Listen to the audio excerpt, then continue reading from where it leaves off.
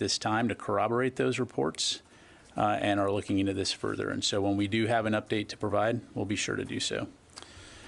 Separately, 1 year ago this month, families on Oahu faced a crisis when fuel spills at the Red Hill bulk fuel storage facility resulted in contamination of the Navy's drinking water system. The Department of Defense recognizes that the 2021 incidents at Red Hill created a trust deficit between the DOD and the people of Hawaii, and that it's incumbent upon the department to earn back that trust. On March 7, 2022, Secretary Austin, after close consultation with senior civilian and military leaders, directed the defueling and permanent closure of the Red Hill bulk fuel storage facility. Since then, the department has stood up a joint task force to focus on the safe and expeditious defueling of Red Hill. The JTF Red Hill recently completed a critical preliminary step in the defueling process from October 25 to November 3rd and removed over 1 million gallons of fuel from the facility's fuel pipelines. The operation, known as unpacking, concluded without any issues involving the handling, transport, or storage of the fuel. The next phase includes performing all necessary repairs, modifications, and enhancements to the Red Hill infrastructure to reduce risk during the defueling of the Red Hill storage tanks. JTF Red Hill is currently on track to complete defueling by June of 2024. The JTF will continue to work with the Hawaii Department of Health and Environmental Protection Agency to find ways to safely reduce and expedite the defueling timeline. In addition, on November 1st, the Navy announced its plans to accomplish the permanent closure of the bulk storage facility. Following Hawaii Department of Health approval, the Navy will commence fuel tank closures as early as possible once the Joint Task Force completes the defueling process. It's currently estimated that the facility closure process will take 3 years to complete. As the Navy moves forward, it will work in lockstep with the local community and closely coordinate with the Hawaii Department of Health to finalize the closure plan and determine a potential beneficial non-fuel reuse for the Red Hill facility site. Secretary Austin and senior leaders at DOD are committed to ensuring that the department follows through on its promise of increased transparency and coordination with military families and the citizens of Hawaii. As the Secretary has said previously, defueling and closing Red Hill is the right thing to do for our service members, our families, the people of Hawaii, the environment, and our national security. Separately, Secretary Austin and Chairman of the Joint Chiefs of Staff, General Milley, will host the 7th meeting of the Ukraine Defense Contact Group tomorrow. The meeting will be hosted virtually here in the Pentagon and will allow for the Secretary, the Chairman, and senior defense leaders from around the world to discuss ongoing efforts to supply Ukraine with the means it needs to defend its sovereignty from further Russian aggression. Additional information will be forthcoming. And finally, Secretary Austin will depart Friday for a trip to Canada, Indonesia, and Cambodia. In Nova Scotia, he will deliver keynote remarks at the 2022 Halifax International Security Forum, centered on the department's efforts to build a more resilient security architecture in concert with allies and partners across the Indo-Pacific and Europe. He'll also meet with Canadian Minister of National Defense Anita Anand to discuss the close defense relationship between the U.S. and Canada and the importance of strategic investments in defense capabilities. From there, Secretary Austin will travel to Jakarta, where he'll meet with senior government and military leaders as the United States and Indonesia work to chart an ambitious course in our mutual defense partnership. And in Cambodia, Secretary Austin will participate in the 9th ASEAN Defense Ministers Meeting, also known as ADMM+, alongside the 10 ASEAN member states and 8 dialogue partners. This will be Secretary Austin's first in-person participation at the forum, which was conducted virtually last year due to the COVID pandemic, and one which continues a long tradition of U.S. Secretary of Defense representation at the ADMM+. And with that, I'll be happy to take your questions. We'll start with Associated Press. Lita Baldor. Hi, Pat. Thank you very much. I realize this is going to be irritating, but I know you said you don't have any information on the Russian strikes. Is there any suggestion or sense that the U.S. believes this is not accurate? Are you looking into it? Can you give us just some sense of whether or not these reports are deemed believable, and what, if any, calls may be happening right now? Yeah, thanks very much, Lita. So as I mentioned, right now, we are aware of the press reporting on this. We have no information at this time to corroborate those reports, but again, are taking them seriously and looking into them. And so I will make sure that we provide you with any updates as soon as we have them. Did you have a follow-up, Lita? Just one quick sort of unrelated follow-up to that. Do you have any estimate on the number of Russian troops that are currently in Ukraine? Is it 100,000, fewer than 100,000? Can you give us any sense of that? That's it. Thank you. Thanks, Lita. I don't have any numbers to provide from the podium here. Clearly, tens of thousands of Russian forces still on Ukrainian territory, to include Russian forces that have recently been mobilized. We've seen an increase of those forces being sent to the front lines as replacements recently, but no overall number that I'm able to provide. Thank you. All right, Idris. Just on the calls, so is there any call with his Polish counterpart planned at this time? I have nothing to read out at this point. I think President Biden has said a few times that the U.S. will defend every inch of NATO territory. If these reports are true, what does that look like for the administration? Yeah, thanks, Idris. So, as I mentioned, we're looking into these reports, don't have any information to corroborate them at this time. So I don't want to speculate or get into hypotheticals. When it comes to our security commitments and Article 5, we've been crystal clear that we will defend every inch of NATO territory. Thank you. Sir. Hi, Travis Tritton, military.com. I had a Red Hill question. You said 1 million gallons of fuel had been removed from the pipes, and just so I understand it, so is this like the residual fuel that was like out in the pipes, and that's then exactly right. It leaves the fuel that's actually in the tanks to be removed? That's exactly right. So the process is known as unpacking, and it's to do exactly that. Before they can remove the fuel from the tanks themselves, taking out that residual fuel from those lines to ensure that there is no environmental damage or hazards or leaks as they conduct that process. Okay. And do you have an amount of the total fuel that's left in the tanks themselves? I don't have that in front of me. JTF Red Hill may be able to provide that information for you. Okay. Thank you. Okay, ma'am. Hi, Brandy Vincent from Defense Scoop. On his trip to the Middle East this week, Undersecretary for Defense Policy, Dr. Colin Kahl, is stopping in Bahrain and visiting Task Force 59, which really specializes in maturing the Pentagon's unmanned and uncrewed systems. Can you provide some specifics for us on what he's seeing, the technology, exercises, or operations that might be happening there? Yeah, thanks very much for the question. So as you mentioned, the Undersecretary is in the Middle East on a trip right now. We will aim to provide a readout of that trip and certainly can get back with you in terms of some of the things that he was able to accomplish during that time. I don't have anything to provide specifically for you right now, but we can get back to you on that.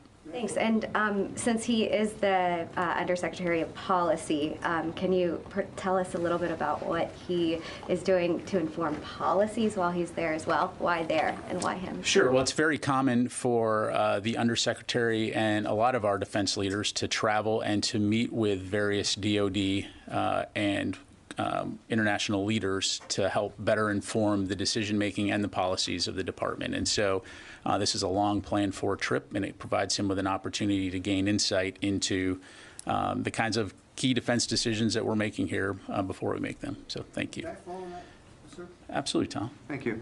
Is he going to attend the Bahrain gathering that Secretary Austin went to last year? The Manama Dialogue? Yes, sir. I will confirm that. I believe that's the case, but let us come back to you on that. And on the task force that Brandy mentioned, is that the same as the unmanned drones, that surface drones that the U.S. has employed in the Arabian Sea? The USVs? Yeah. We'll double check. Okay, thanks. Yeah, thanks. Warren.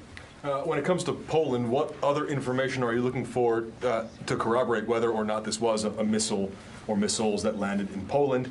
And if in fact it is, as it appears to be, does that necessitate a military response? Again, I'm not going to get into hypotheticals or speculate. As I mentioned, we have no information right now to corroborate that there has been a missile strike. Again, we're looking into it. As you know, we have a wide variety of means at our disposal to verify information, and so when we have something to provide, we will. Thank you. Qasim. And then I'm going to go to the phones here. Yeah, General, just as a policy, do you consider these types of, like, as we see in Poland case, these types of landings as a miscalculation or something that triggered the Article 5? I'm not asking about right, and again, as I'm sure you can appreciate, I'm not going to speculate about potential ifs and thens, right? I'm going to deal with facts, and so let's get the facts, and then we'll go from there. And then everybody is reporting based in reference to the U.S. intelligence. So U.S. intelligence has already disseminated the information that actually those missiles.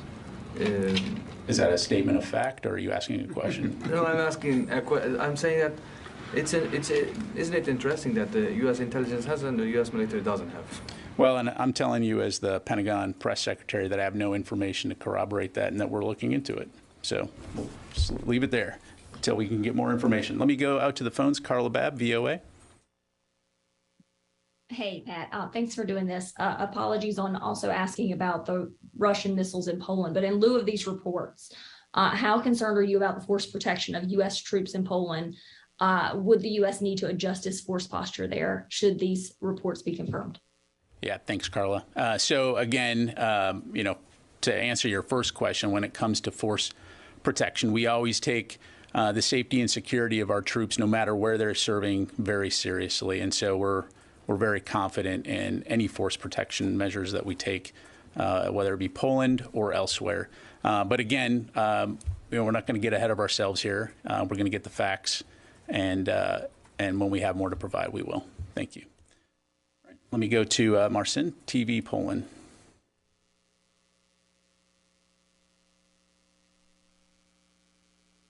There? Okay, nothing heard. Let me go to Caitlin Dornbos. Hi there. Hey, this is happening. The reports of this Polish attack is happening right before the Ukraine Defense Contact Briefing, a group meeting. I'm wondering if there's any plans to talk about this at that meeting as well.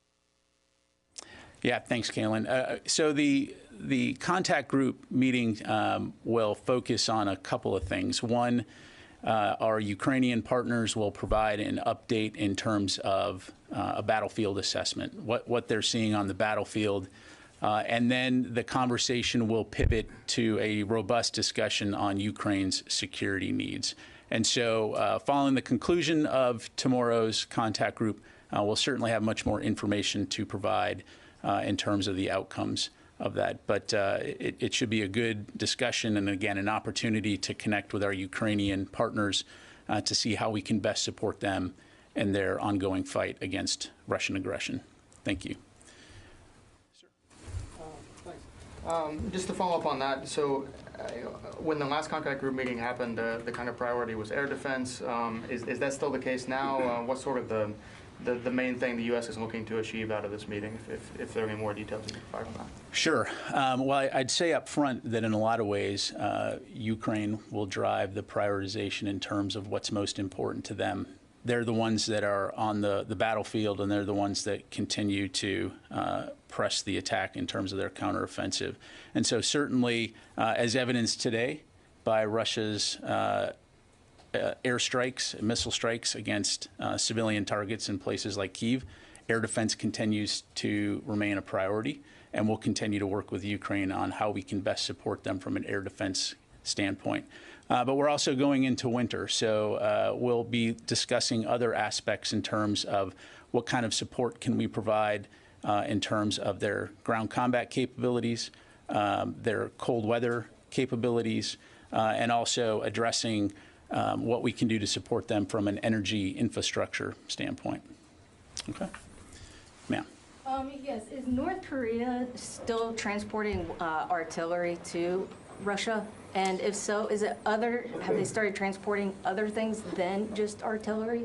Also, is it only through North Africa, Middle East, any other areas? Yeah, so I appreciate that. So I don't have any specific updates to provide other than, again, we do assess that Russia is seeking to obtain ammunition from North Korea, and that North Korea is looking to covertly provide that, again, as you highlight, through North Africa and the Middle East.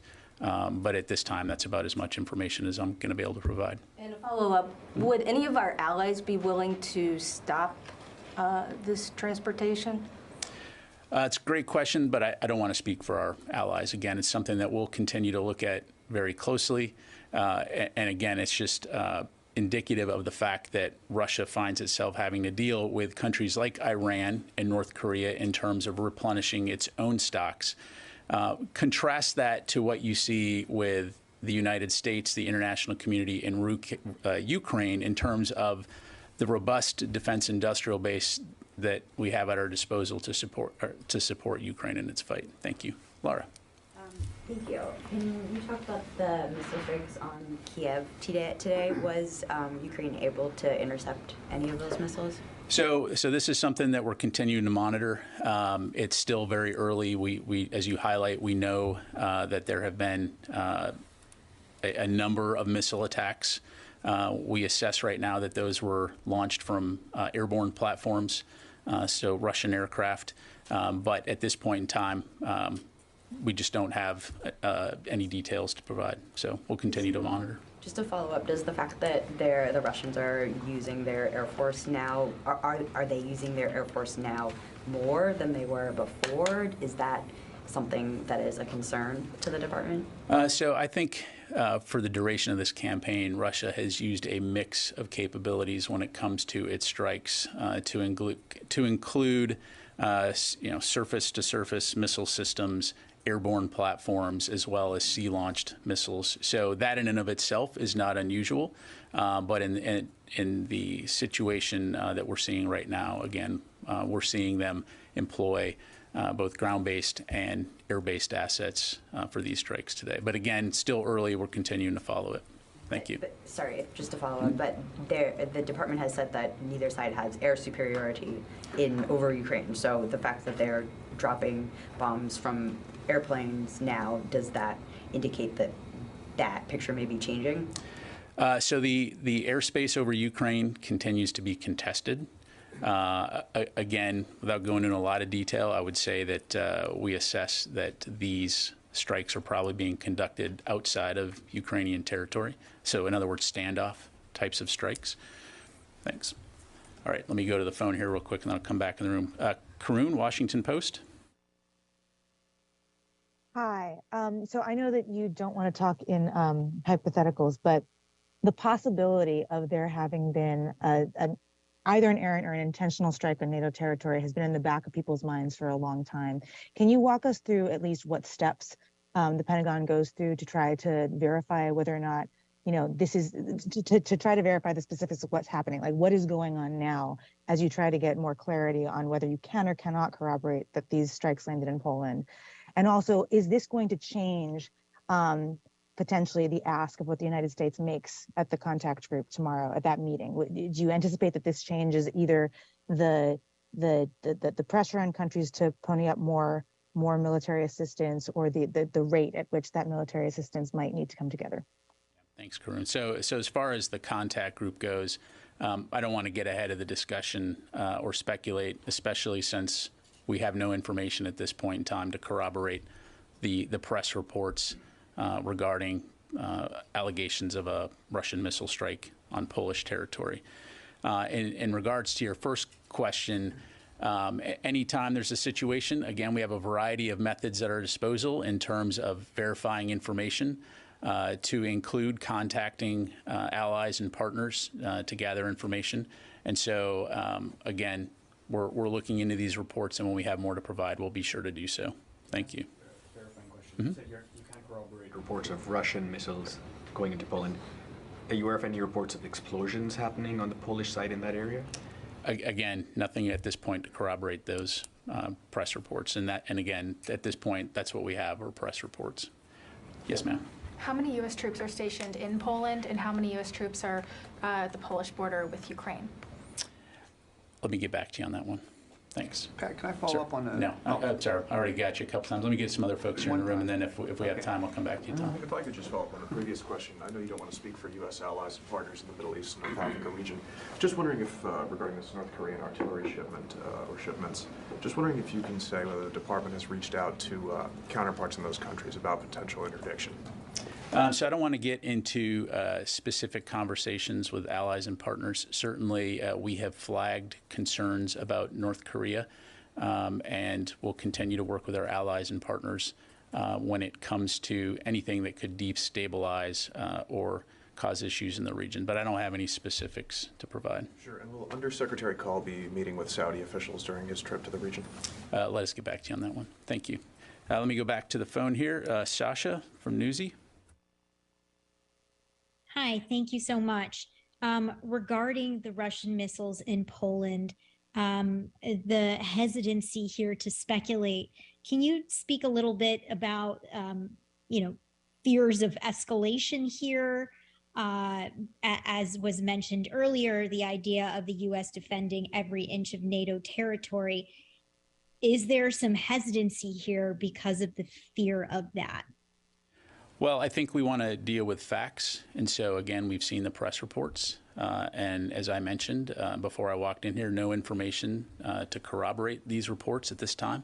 But again, we're taking them seriously and we're looking into them. And so I think it's incumbent on all of us to get the facts before we start speculating or jumping to conclusions. And then we'll go from there. Thank you. We go to John Ismay, New York Times. Yes, hi. Yesterday we heard that Russia's missile and drone strikes had slowed a bit since the end of October. And I was wondering if you could provide any more detail with that in terms of numbers or say percentage reduction. Really, any additional detail would be helpful. Yeah, so I don't have any specific numbers to provide from the podium here. If you just look at the last few weeks, what we had seen was from, essentially going from the post-Kerch Bridge explosion, an increase in the number of missile strikes against civilian infrastructure and military targets in Ukraine.